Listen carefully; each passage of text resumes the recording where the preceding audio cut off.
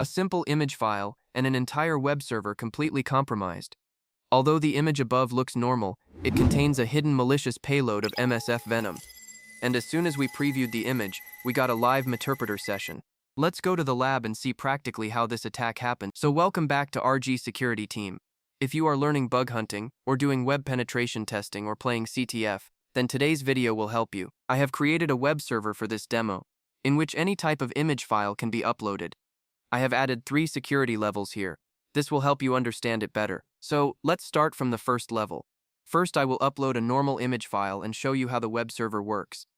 So here I uploaded the image file, and look, here it shows the preview of the image file and shows the upload path, meaning it shows where the file is being saved. Now let's try to upload a web shell backdoor here. So I'm creating a file on my desktop named shell.php and writing the code for a common and typical web shell backdoor in it.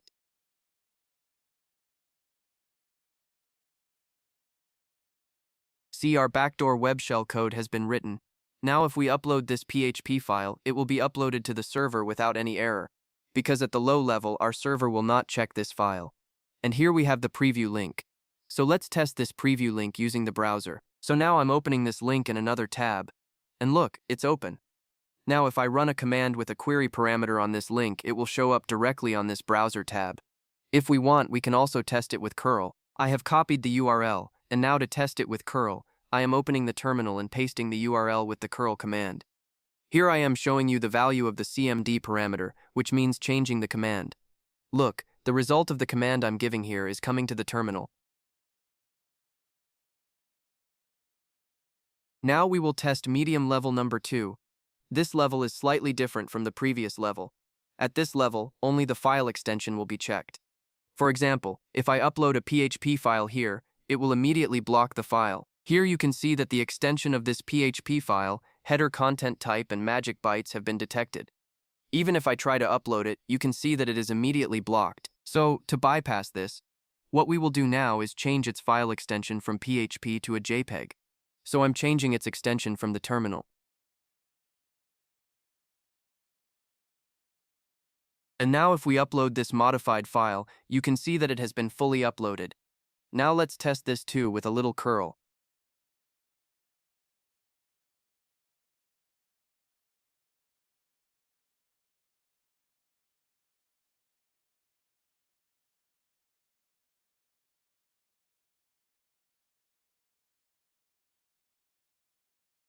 Excellent.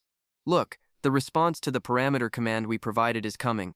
At this medium level, we have only changed the file extension. As a result, when the upload request is going to the server, the content type in the header is changing.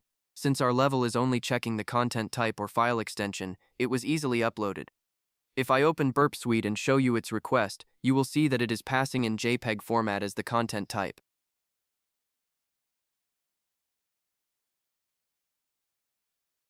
Now let's move on to the third level. At this level, if I upload the file with the previous extension changed, then you can see that the server immediately blocks this file because the server has detected the magic bytes of the PHP script contained in this file. So how can we bypass this? The answer is very simple, adding the magic bytes of an image extension to the file. So, first I delete the previously created file and create a new PHP script file. Because there are some rules for adding magic bytes to a file. If we don't follow those rules, the magic bytes will not be added to the file and we won't be able to upload the file. Now I'm adding 4 spaces to the first line of this script, because I will add magic bytes with hex editor. Since the JPEG format has 4 magic bytes, I gave 4 spaces. Now I'm saving and closing this file. Now the question is, where can we get the magic bytes? To do this, open a browser and search for hex file signature and open the first link. On this page you will find the magic bytes for all types of files. Since we will convert our file to JPEG, we will need the magic bytes of JPEG. Look, here we have the magic bytes of the JPEG. Now we have to add it to our file. To do this, open the file with the hex editor in the terminal and place the JPEG's magic bytes here in the first 4 parts. So I'm placing the magic bytes of the JPEG here, and I'm saving the file. To save the file in the hex editor, press the Ctrl and X buttons, then press the Enter button, then the file will be saved. Now magic bytes have been added to this file. Now, if we try to upload this file, the server will block this file, because this file still has the PHP extension, so this file now needs to be converted to JPEG format. so I'm changing its extension. And now if I upload this file, it will be fully uploaded.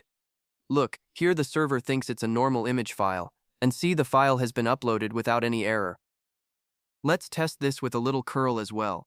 So I'm giving the path of the file with the curl command in the terminal and giving some commands in the parameter.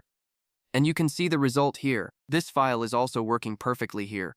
Now I will test the server with Metasploit's payload to see if we can take the server's Meterpreter session through this vulnerability. So I'm creating a PHP reverse shell payload. Another important point is that performing these activities on someone else's server without permission is a legally punishable offense. So please do not test this type of script on a real server. Create a DVW lab and do these experiments there. This will allow you to see the problems more closely and fix them. Look, our msfvenom payload has been created.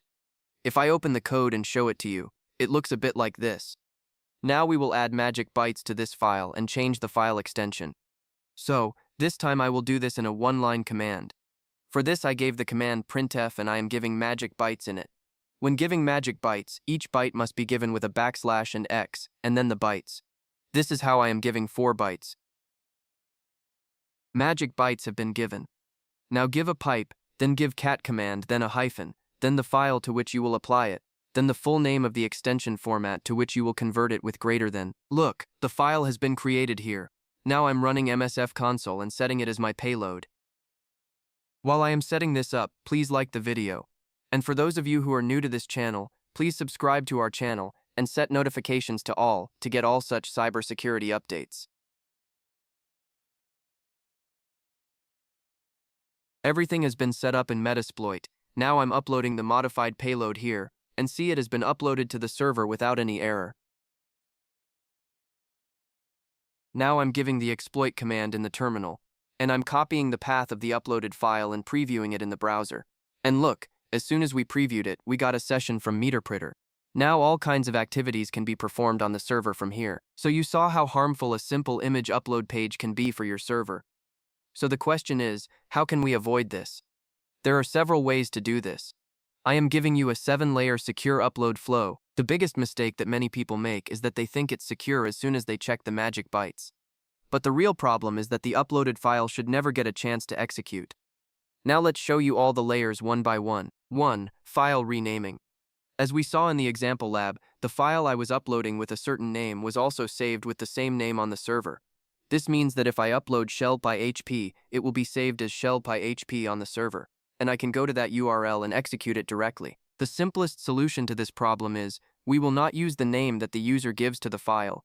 We will generate a random name from the server side. Here I am showing an example script. Look, this script creates a random string, and we are taking the extension from our own whitelist, not from the name given by the user. What happened here? If I upload shell.php, it will go to the server and become something like this. I will never be able to guess this name, and it will not have the .php extension. So there is no way to execute it directly. 2. Disable PHP execution in the upload folder. Suppose somehow a PHP file got uploaded. Can we still block it? Yes, we can. And this is one of the most critical defenses. We will put a .htaccess file inside the uploads folder. This file will tell Apache, never execute any PHP file in this folder. The file may exist, but if someone goes to that URL, they will only see plain text. The code will not be executed. Look here, PHP flag engine off means the PHP engine is turned off in this folder. Remove handler means the .php file will not be treated as PHP. This is a safety net. Even if the previous layer fails, this layer will work. If you use nginx, the config is a little different. I'll show you that too. 3. Storing files outside the web root. Now let's go one step further. In the previous 2 layers, we were trying to prevent the uploaded file from being executed. But the best solution is to place the file in a location where it cannot be accessed directly from the browser. 4. Image re-encoding with ImageMagick. If you read an image once with GD library or ImageMagick and then rewrite it, everything except the image data, hidden code, metadata, everything, is deleted. The PHP code cannot survive this process. Never trust the mem type that the browser is sending. You can do anything with Burp Suite. Instead, detect the real MIME type of the file using the finfo class from the server side. 6. Content Security Policy, CSP header. Finally, Let's talk about browser-level defense. Suppose a malicious file somehow got to the server. Even then, we can instruct the browser to never execute that file as a script. This is done through the HTTP response header. With the content security policy header, I'm telling the browser, just run the script from my own domain, nothing else. If this series helped you understand file upload vulnerabilities in a new way, drop a like, it really helps the channel. And if you want to see more attack and defense breakdowns like this, subscribe, because that's exactly what we do here at RGSecurityTeam.